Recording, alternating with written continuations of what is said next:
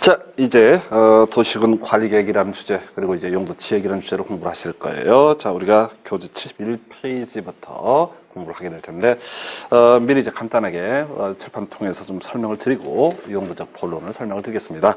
자, 일단은요, 우리 토지의 소유자가 건축물의 건축 같은 개발 행위를 하고자 합니다. 했을 때 우리 첫 시간에 말씀드렸지만 국가에서는요, 이 건축물의 건폐율과 용적률과 용도 등을 규제를 하게 됩니다.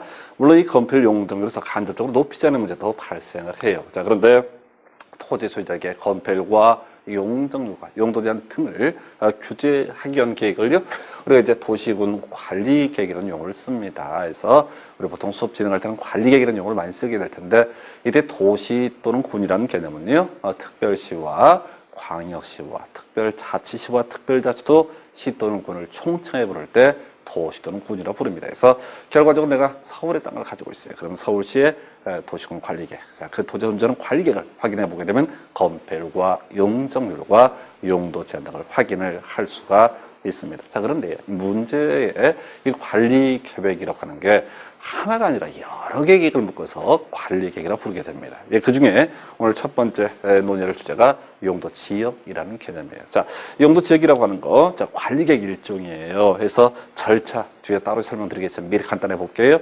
자, 어떤 관리 계획을 입안을 하려면요, 기초조사 해야 됩니다. 주민의 의견을 듣는 공고연락, 그리고 지방의회 의견 정치 거쳐서 입안하고 협의 심의론 절차로서 결정 고시 등을 하게 됩니다. 자, 이게 소위 이제 관리계획 입안 결정 절차인데, 용도 지역이라고 하는 건 뭔지 몰라요. 전국토 21개 중에 하나의 등급을 매기는 개념인데, 결국은 이 용도 지역을 정할 때도 바로 이런 입안에서 결정하는 절차를 거치는 게 원칙이다. 일단 기억을 해주시고요.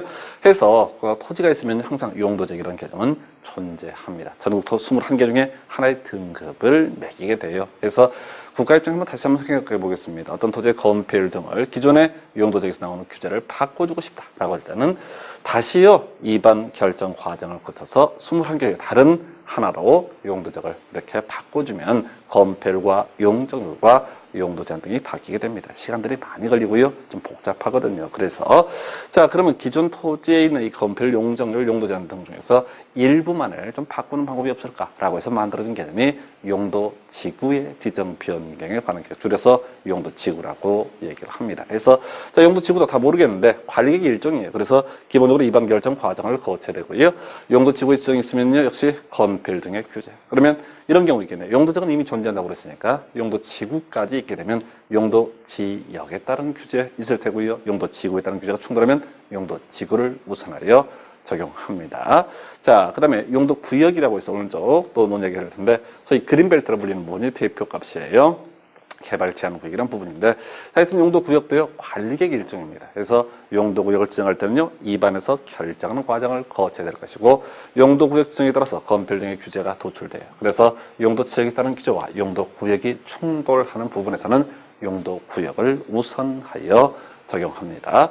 자, 네 번째 관리계획, 기반 시설의 설치, 정비, 개량에 관한 계획 이렇게 갈 텐데, 이 기반 시설의 설치, 정비, 개량에 관한 계획도요, 관리계획의 일종이 되겠습니다. 그래서 기본적으로 도로, 학교, 공원을 이제 기반 시설이라 불리게 되는데, 기반 시설의 설치, 정비, 개량을 하려면 기본적으로 입안 결정 과정을 거쳐야 되고요. 그에 따라서 이 규제가 나올 거예요. 참고적으로 이제 기반 시설에 관한 규제는 건폐율제로, 용적률제로 등 아예 건물을 지을 수가 없는 아주 강력한 규제를 의미하게 됩니다. 자, 어찌됐든 간에 기반 시설의 설치, 정비, 개량에 관한 계획이 결정이 되게 되면 용도 지역에 따른 규제가 충돌을 하겠죠. 왜? 토지는 무조건 용도 지역이 존재한다고 그랬으니까. 그랬을 때 이런 기반 시설에 관한 규제를 우선 적용합니다.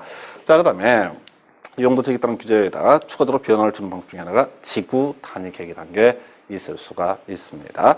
그래서 지구 단위 계획도요, 자, 나머지는 모르겠지만 기본적으로 관리 계획이 일종이에요. 그래서 입안에서 결정하는 과정 거쳐야 되고요. 그리고 나서 역시 건폐율 등의 규제 나올 테고, 이미 존재하는 용도 지역에 따른 규제와 지구 단위 계획이 충돌할 때는 지구 단위 계획을 우선하여 적용한다. 이렇게 뼈대 잡아주셔야 돼서 이 그림도 지금 처음 공부를 하시는 분들은 되게 부담스러울 수가 있어요. 이제 우리 교재로는 거의 150페이지, 200페이지에 걸쳐 있는 잡다한 내용을 다 묶어서 이렇게 제시를 하는 겁니다. 다만 이 그림을 어느 정도 숙달을 해 두셔야지 앞으로 각 주제별로 공부를 해갈 때요, 흔들림이 없어요. 자, 기타 도시개발사업, 정비사업도 넓은 범주에서 관리객의 일종이 될 것인데요.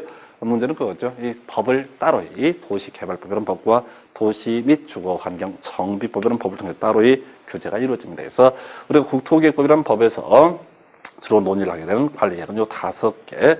그 중에서 오늘은 첫 번째 용도 지역에 관한 내용을 검토를 할 거예요. 그래서 여러분 71페이지부터 제가 칠판을 통해서 확인을 하나하나 해드릴 텐데 문제는 그거예요. 색깔 거의 다 입혀져 있고요. 그걸 너무 깊이 들어가는 것보다 자꾸 외우려고 생각을 하셔야 돼요. 그래서 첫 번째 용도적의 의라고 해서 우리 법에서 이렇게 표현합니다. 용도적이라고 하는 것은 너무 길어요. 그러면 항상 주어, 수로 끊어서 보는 지혜 필요합니다. 도시군 관리객으로 결정하는 지역을 말한다라고 되어 있습니다. 그러면 얘기 다 끝난 거예요. 일단은요, 절차는 아까 얘기했던 입안에서 결정하는 과정을 거쳐야 할 것이고요. 또 하나가 바로 용도 지역을 통해서 도달하고자 하는 목적은 관리객이라는 것이 일종이기 때문에 건폐율과 용적률과 용도지역, 기타 높이자를 다루게 하는 개념. 그리고 이미 우리 준주거, 준공업하면서 말씀드렸지만 서로 중복되지 않으면서 용도지역은 소위 중복하여 지정을 할 수 없다라고 하는 것도 중요한 출제 포인트가 됩니다. 일단은요, 용도지역이라는 것은 관리객이다. 그래서 관리객을 통해서 나왔던 규제가 건폐율과 용적률과 용도제한, 기타 높이제한 등, 그리고 용도적 특약에도 중복하여 지정할 수 없다라고 하는 것이 포인트. 두 번째, 바로 용도적의 지정 과정 등이 되겠습니다. 자, 소위 아까 설명드렸던 도시군관리의 입안 결정 과정을 통해서 용도적을 지정을 해요. 나중에 이제 자세히 설명드리겠지만, 주로 이제 용도적을 결정하는 사람, 최종적인 결정권자는요, 시도지사, 그리고 나중에 이제 대도시시장이라고 해서 지자체장이 주로 결정을 하게 된다. 이것도 뼈대 잡아 두셔야 돼요. 일단은,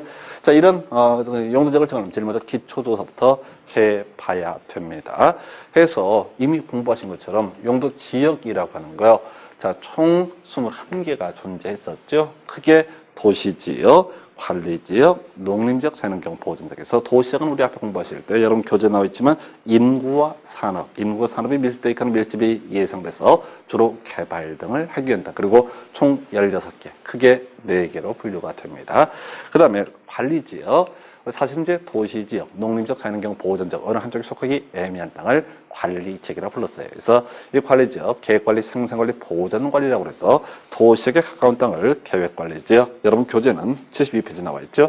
농림지역에 가까운 땅을 생산관리, 그리고 자연환경 보전지역에 가까운 땅을 보전관리라고 얘기를 합니다. 그래서 그 내용들이 상당히 길단 말이에요. 이걸 계속 읽어서는 답이 나오지 않아요. 왜? 우리 공법의 특징이요. 정말 방대한 양으로 이루어져 있고요. 요거를 깨알처럼 하나하나 지문을 읽어가시다 보면은 출제되는 포인트를 놓칠 수가 있습니다. 뉘앙스를 자꾸 파악한다고 보셔야겠고요. 농림지역, 키워드 농림업의 진흥과 산림 보호전을 위해서 필요한 지역, 기타 자연환경 보존지역 가장 규제가 센 땅이라고 그랬습니다. 자연환경, 수자원, 해안생태계, 상수문화재 보존과 수산자원의 보호 육성을 위해서 필요한 지역. 키워드는요, 보전하고 보육성. 자, 하여튼 이렇게 용도적 4개로 구분해 봤었는데 일단 세부 용도 하나하나 확인해 볼게요. 이미 공부하셨던 주제예요. 자, 도시적 16개인데 그 중에서 1종 전용 주거지역, 단독 주택 중심이라고 그랬었고요. 2종 전용 주거지역은 공동 주택 중심. 우리 일반 주거지역 층수에 따라서 1, 2, 3종인데요. 1종 일반 주거지역, 저층, 4층 이하를 얘기한다고 그랬습니다. 2종 일반 주거지역은요, 중층, 3종 일반 주거지역은 중고층 이렇게 되어 있고요. 또 하나의 포인트. 자, 우리가 주거지역 중에서 6번째 준주거지역, 주거 용도로도 쓰고 사업, 업무 기능의 보완이 필요한 지역 이렇게 정하게 되는데 이걸 이름하여 준주거지역. 여기서 출제 포인트, 용도지역끼리는 중복하여 지정을 할 수가 없다. 노차 강조를 드립니다. 상업지역 4개 있었죠? 그 중에 중심상업지역, 도심 부도시 상업 업무 기능의 확충 가장 번화지역이죠.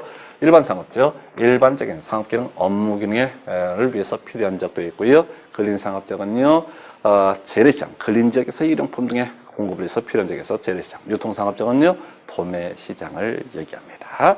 자, 공업지역 전 1중에서 주로 중화공업, 전용공업지역, 환경을 저해하지 않는 공업, 일반 공업지역, 그 다음에 경공업, 외에도 주거, 상업 기능의 보완이 필요한 지역, 준공업지역에서 자, 우리 주거지역 크게 전일준, 상업지역은 전일준이 아니었었죠? 공업지역은 전일준 이렇게 분류합니다. 녹지지역, 자연녹지, 상당히 길었어요. 제한적 개발. 생산 녹지는요, 개발 유보, 보존 녹지는